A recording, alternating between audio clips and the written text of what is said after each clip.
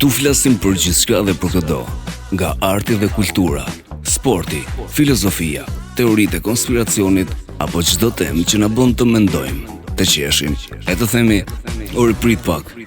Ky është vendi ku energjia nuk mungon, mendimet ndahen hapur dhe çdo episod është një eksperiencë e re. Nëse të pëlqejnë bisedat spontane, vibe pozitiv dhe diskutimet që të mbajnë të mbërthyer deri në fund, je në vendin e duhur. Me Armela Drapi dhe Engji Drapi nisemi për Diku ku dielli nuk perëndon. Sigla.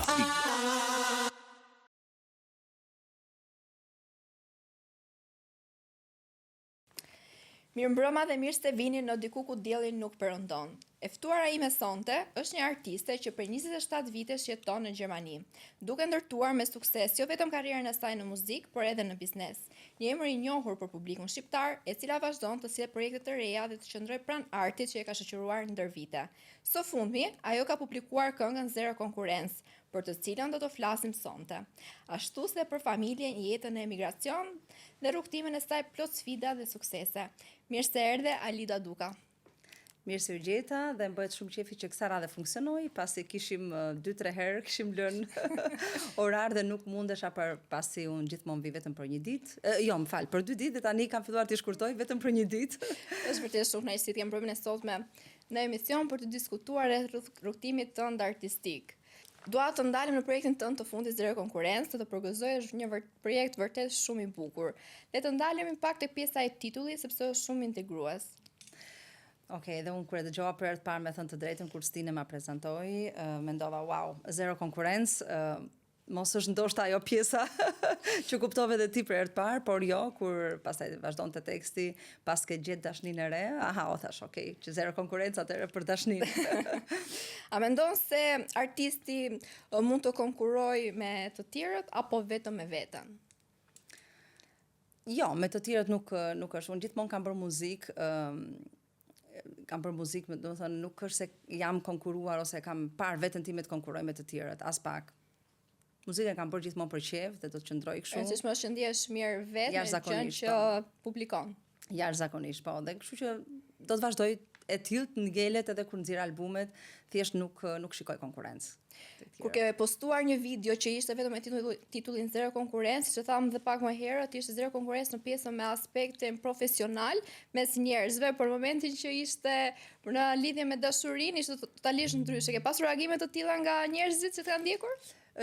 Jo dhe aq, por mendova që kur të lexohet titulli për herë të parë ose dëgjohet, do mendohet e para Zero Konkurrencë, por që reagimet kanë qenë normal, se kënga është dëgjuar komplet nga fillimi dhe prandaj mendoj që reagimet ishin për dashurinë. Jeta vazhdon edhe nëse dikush ndahet, jeta vazhdon dhe nuk duhet ngecësh aty, nëse mbyllet një derë, hapet një derë tjetër. Patjetër janë eksperienca. Pikërisht. Alida, ti je motra e madhe e Stines, sigurisht që kjo të ndjek kudo që të shkosh, besoj. Është e vërtet. Sa e ke ndjer veten më herët si motra e madhe e Stines, me atë përgjegjësi ndoshta që kur ka qenë ai në një moshë më të vogël?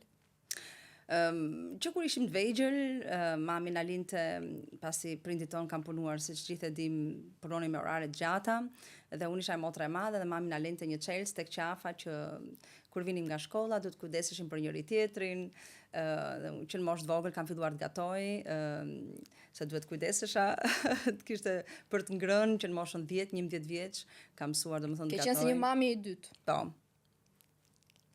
Kur ishte i vogël Stine, e shije tek ai talenti dhe ambicin që do të çonte përpara drejt suksesit që ai ka sot? Po, patjetër, Nesti ka qenë që i vogël shumë i talentuar, kur na çuan tek shkolla muzikës në Dibër. Unë zgjolla për piano, të vazhdoj më tej shkollën, kurse Stines i pëlqente violina shumë, dhe që i vogël domethënë ishte shumë mbas shkollës vazhdonte me violinën, nuk dilte me shokët shumë që të luante, kishte pasion jashtëzakonisht, dhe që atëherë dukej domethënë që ishte shumë i dhënë pas muzikës, që i vogël. Në një moshë më të vogël, kush ka qenë më kritikues, le ta quajmë? Ti ke qenë shumë ndaj atij apo Stine ndaj teja? Jo, normal që në moshë të vogël isha unë që isha ajo madhja që edhe mund ziheshim për gjëra të vogla, isha unë ajo më shumë kritikuesja dhe pastaj u ndruan rolet. Pasi unë nika në Gjermani, dhe ai zgjodhi që të kthehet në Shqipëri. ai ishte më shumë pranë muzikës dhe tregut shqiptar, dhe dinte më shumë çfarë donte tregu shqiptar dhe filloi ai domethënë të ishte më shumë kritikues ndaj zgjedhjeve të këngëve, pavarësisht se i zgjidhim gjithmonë bashkë në studio. Dhe unë nuk e shikoj, domethënë, nëse motër e vëlla jenë në një familje, nuk ka rëndësi se kush është kritikues, mjafton që për mua është e rëndësishme që kritikues më mirë të jetë vëlla im, një dikush familjar sesa një jashtëm. E shikoj pra pozitivisht. Është gjithmonë një person që do të dëshiron të shohë sa më lart dhe sa më të lumtur. Duke qenë se shpesh herë bashkëpunoni bashkë, tekstet pjesa më e madhe janë të shuara nga Nesti. Keni kështu këto debatet e vogla gjatë zgjedhjes së këngëve ose problematika pune, le ta quaj? Jo, sepse Stine kur zgjidh këngën më thot çfarë këngët pëlqen, unë jam më shumë fakt tek ritmiket. Janë ato që sepse jam tipi kur dal në skenë duhet i vë zjarrin skenës. Pastaj ka dhe raste që jam tek baladat, për shembull pjesën në kohën e vjeshtës, dimër, janari është koha e baladave, dhe aty domethënë jam tek balada dhe më thot mua çfarë do tani, ndarje apo si je, happy thot apo jo. Dhe shumicën e rasteve më ka bërë gjithmonë këngëtarje, nuk e di, po në fakt ka rastisur, sepse edhe nota kur ti kompozon, nota të sjell automatikisht atë çfarë teksti do zgjedhësh ti, se nuk mund të zgjedhësh një tekst, është nota ajo që të çon tek teksti çfarë teksti do sjellësh ti. Por që ndodh që ne si publik i duam shumë këngët e ndarjeve dhe kur jemi happy prapë nuk e di vuajmë. Kemi kështu si të lindur. Nuk e di se shqiptarët domethënë janë tek këngët e vuajtjeve, janë me të vërtetë tek ajo pjesë kanë ngelur. Cila është një cilësi që e admiron nga vlla yt? Domethënë që ndoshta ti nuk e ke, ndoshta dëshiroj që ta kishin. Po, është e vërtetë. Unë jam pak më jam temperament fol, domethënë jam pak më shpejt, edhe në vendime jam e tillë. Kurse Nesti është më i qetë, është më i mbajtur, mund të themi, mendon gjërat më gjatë dhe domethënë okej, nganjëherë është edhe mirë të jesh temperament fol dhe të pa u menduar fare të vendosësh sa vendime, tek ca gjëra të tjera duhet të jesh pak më i menduar, që Nesti e ka këtë dhe unë nuk e kam. Do të bëj shumë shpejt. Kombinim të mirë, motor e vëlla të dy. Është vërtet. Se duhet njëri pak më i qetë, njëri pak më i zhurmshëm. Po.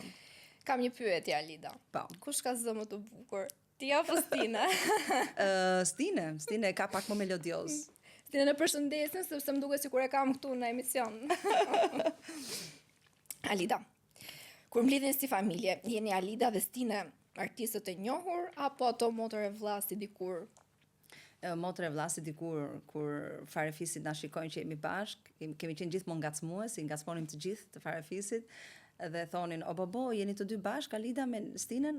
Okej, shikojmë javën tjetër, do shifemi përsëri. Pasi e din shumë mirë që do t'i ngacmojmë dhe jemi domethënë, jemi vetvetja, nuk është se e marrim atë pjesën artistike. Jeni dhe si shpirti i mbledhjeve familjare. Fiks. Përveç Stines, ke një motor dhe një vëlla. Që janë më të mëdhenj apo jo? Po, janë më të mëdhenj. Më trego pak, cili është kujtimi më i bukur që ju ruani me njëri tjetrin? Të katër bashk, po thua. Po. Kur kemi qenë vegjël nuk është se kam shumë në memory shumë kujtime çfarë kanë, më shumë kam kujtime që kam kaluar me Stinen bashk, me motrën pasi ajo jeton në Gjermani, kemi kujtime më shumë të çastit, pasi çdo ditë kemi motra madhe shumë fani dhe ka çdo ditë domethënë historira me të saqë haroj ato të vjetrat. Por të katër bashk, nuk po më kujtohet ndonjë, po ka qenë një histori kur ishim në Dibër dhe vllai i madh na mblidhte. Atëherë kanë qenë domethënë nuk është se si në Gjermani që janë gjithë dhomat e ngrohta, janë me kalorifer, vetëm tek dhoma pritjes kishte atë sobën prej druri dhe na mblidhte vllai dhe thoshte hajde do ta këndojmë tani këtë këngën. Ishte ai që na e futi atë muzikën në gjak. Po ne i thonim, po nuk e dim të këngën, thoshte hajde do ta këndojmë bashkë dhe domethënë vllai i madh ishte ai që na e futi që të vegjël muzikën gjak, pavarësisht se nuk e vazhdoi. Ju ka trashëguar juve, le ta quajmë. Pikërisht, po. Familjen tuaj kush është më i ndjeshëm, ai më emocionali? Nesti është tip që nuk i tregon shumë ndjenjat, është pak më i nuk ka qejf të tregojë ndjenjat kur është i trishtuar, për shembull kur humbën babin, nuk kishte qejf të fliste, e mbante për brenda shumë. Unë jam ajo që qaj, më shumë, për diçka më të vogël. Më thot moje se më kujton ato Lizën në botën e çuditërave, nuk i dalin lotët shumë, po dalin kështu nga jashtë. Nuk i mbaj dot lotët, nuk e dia pse kam kaluar shumë kohë në gurbet, vetëm, nganjëherë më kujtojnë shumë historira. Alida, shpesh themi se vajzat marrin shumë nga mami. Po. Çfarë ke marrë ti nga ajo? Nga mami kam marrë shkatësinë, guximin dhe vendosmërinë. Domethënë është një burrnesh që me të vërtet ka guxuar shumë në jetë. Po të themi dhe në kohën që ka qenë atëherë, nuk ishte shumë kollaj që Patjetër. femrat ose gratë të guxonin shumë. Mami ka qenë shumë guximtare dhe këtë e kam nga mami, shqyr. Kurse prezencën e kam nga babi. Kam një prezencë që autoritare, do të thonë kur më shikon dikush për herë të parë, thotë po, sa e sert, sa po futem muhabet. Kjo është gjë e mirë. Po. Sa po futem muhabet, thotë, po ti që ke shumë e çiltër, s'ka mundësi. Edhe pozitivitetin e kam marrë nga mami, ne mamin tënde përshëndesim shumë, Është e sepse vërtet. është vërtet një zonjë grua. Është e vërtet, dhe shumë pozitive, me të vërtet. Shumë. Ti mund të jesh në ditën tënde më të keqe, ajo ka për detyrë që të bëj ty të qeshësh edhe pse ti nga brenda Je lodhur. Total down. Sa e rëndësishme ka qenë mami gjatë rrugtimit tënd artistik, bëhet fjalë që në fillimet e tua. Po, në fakt që kur isha e vogël, që në Kopësht, më zgjollën si një fëmijë me talent për muzikë dhe na kanë çuar atëherë në Tiranë për të bërë një konkurs. Dhe mami tha, jo, s'është e mundur, goca është 6 vjeç dhe nuk mund ta çojë në Tiranë, është shumë e vogël. Dhe babi atëherë ka lënë gjithçka, ka lënë punën, gjithçka dhe më ka sjellë në Tiranë. Do thënë i falenderoj shumë që më ndihmuan të atëherë isha shumë e vogël, po që edhe pse ishin jashtëzakonisht ngarkuar, sot për sot fëmijët kanë tjetër tempo, edhe mundësi natyrisht, dhe prindrit i çojnë një ditë në kërcim, një ditë tek sporti, një ditë, dhe kur e shikoj këtë gjë, ne se kishim atë luks atëherë. Ka qenë, domethënë, ka qenë një kohë komplet tjetër normalisht. Po, prindit nuk kishin kohë që të na çonin neve atje, po e mbaj mend që babi më ka sjellë që 6 vjeç, dhe ato janë momente, shumë gjëra jam fshir nga kujtesa se janë shumë vite jashtëzakonisht, dhe janë ca gjëra që nuk fshihen kur nga kujtesa. Patjetër. Çfarë do të thoje sot publikisht mamit tënd? Wow.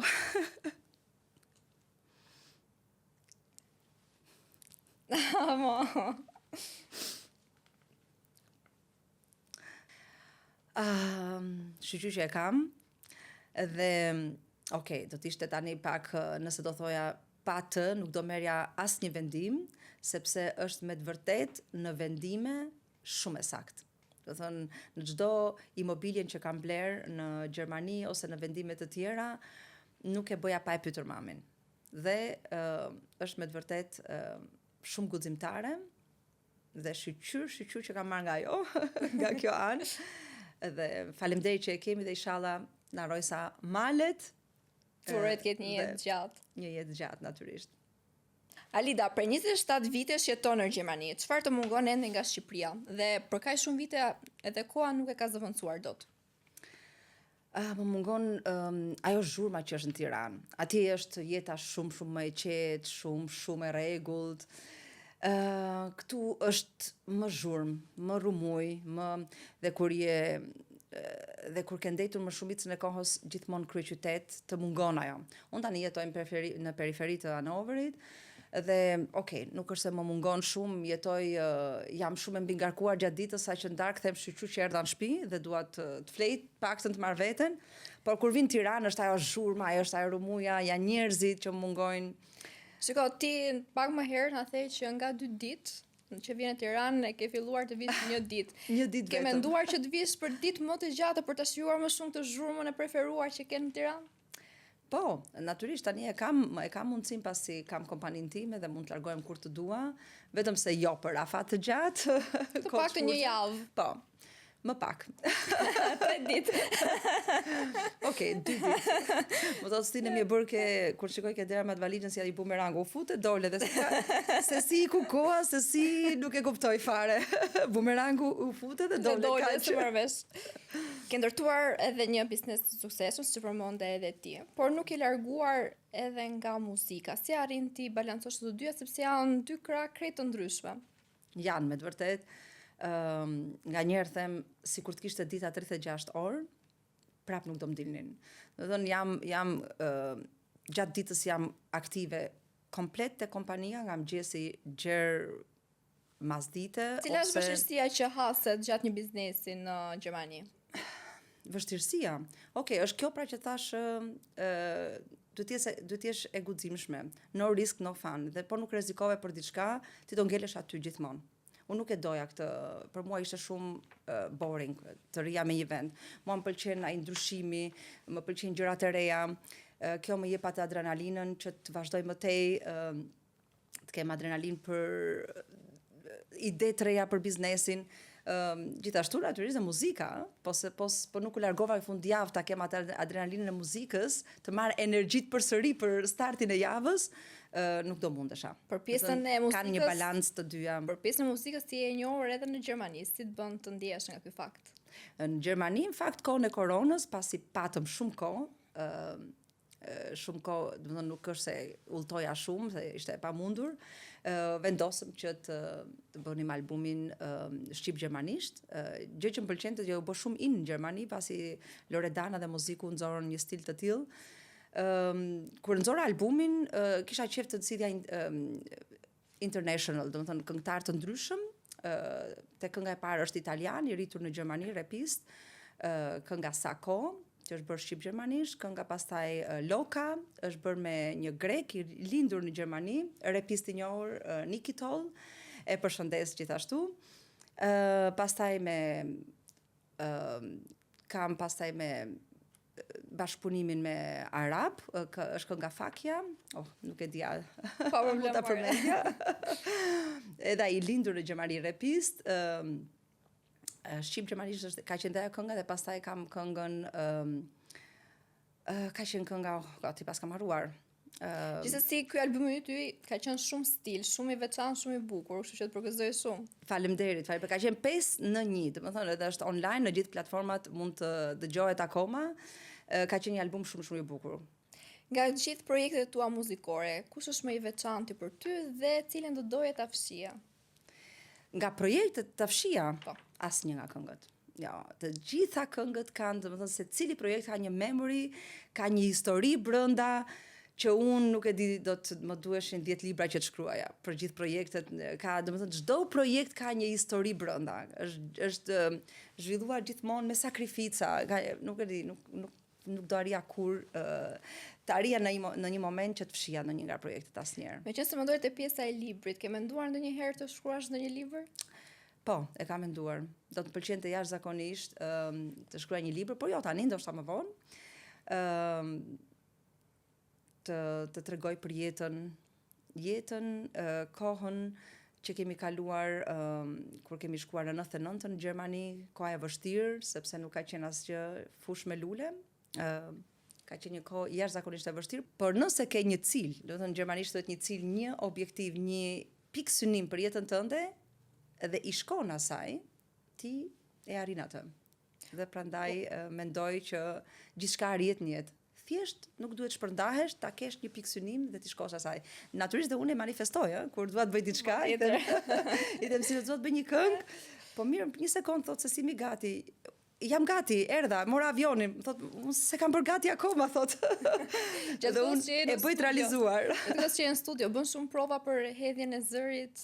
Jo, unë jam gjithmonë tek ndjenja e parë, domethënë sa po hedh zërin, ajo ndjenja e parë që ti hedh zërin, mund të aprovosh 2-3 herë të tjera, okay, normal që duhet përgatitesh përsëri, por po të kthehesh përsëri tek demo e parë, është ndjenja nuk ka më të njëjtin emocion. Nuk e ka emocionin si tek e treta ose e katërta.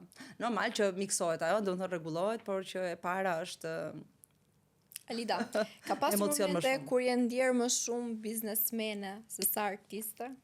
Çfarë kam pasur? Momente që ti e ndjerë më shumë si biznesmene se sa artiste. Je fokusuar më shumë në biznes dhe artiste në atë momente ka qenë pak e lënë më Jo, më njalë. të thash që kanë qenë paralel të dyja. Do të thënë do të funksiononte e para që unë të bëja të dytën. Kanë qenë të dyja në një balans, do të thënë nuk mund ta leja njërin pa bërë tjetrën. Do të esin të dyja në Të një dyja rrugë në një paralele. rrugë. Po. Alida, dua të ndalem pak tek jeta jote personale. Ti ke dhe një djalë, Po, Angelon. e përshëndesim. Mund të flasësh pak si është marrëdhënia juaj, je më shumë ajo nëna e rrept në thojza apo ruani një marrëdhënie shoqërore? Kam qenë jashtëzakonisht, por me kalimin e kohës nuk duhet t'jesh më sepse ndryshojnë gjërat.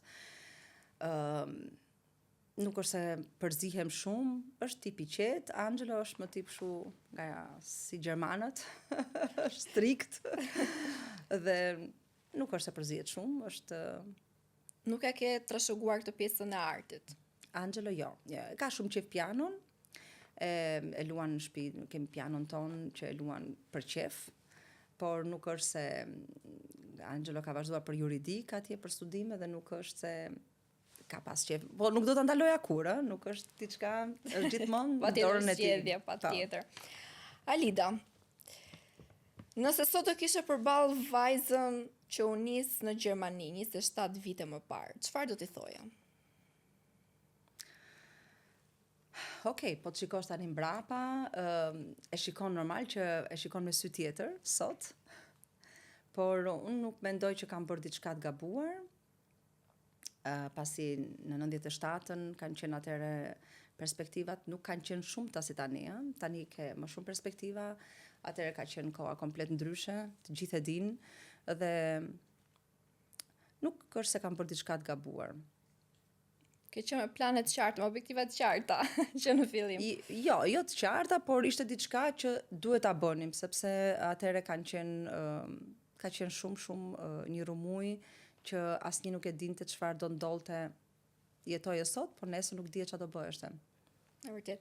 Cili është suksesi për të cilin je më krenare?